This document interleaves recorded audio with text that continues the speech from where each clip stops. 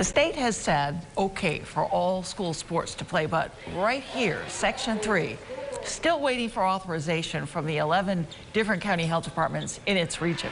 A lot to bring together. In the meantime, I talked today with the head of the State High School Athletic Association, just out with its updated guidance for how seasons can be played.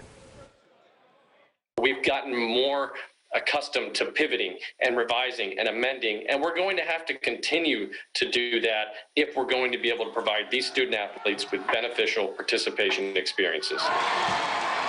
So while State Health and NYSPHSAA, the State High School Athletic Association, have set earliest start dates, February 1 for high-risk winter sports like basketball, hockey, March 1 for what they're calling fall sports 2, and April 19 for spring sports, each section has autonomy to decide season end dates. It might be most beneficial to extend the basketball season a little bit further because there's still 3 feet of snow in the North Country. And the likelihood of getting out and playing football at that point in time is not as good as it may be in the lower portion of the state.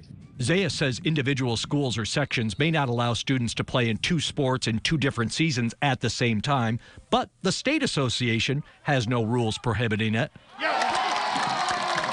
The Department of Health has said that everyone is required to wear a face covering if they cannot maintain 6 feet social distance, unless a student cannot tolerate the face covering during physical activity. SPHSAA says State Health set 50% capacity and no more than 2 spectators per participant. Some sections and some school districts, though, he adds, have decided not to allow any spectators to attend games.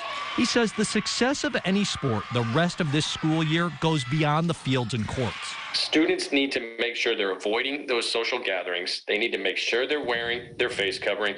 They need to set a good example for the rest of the student population.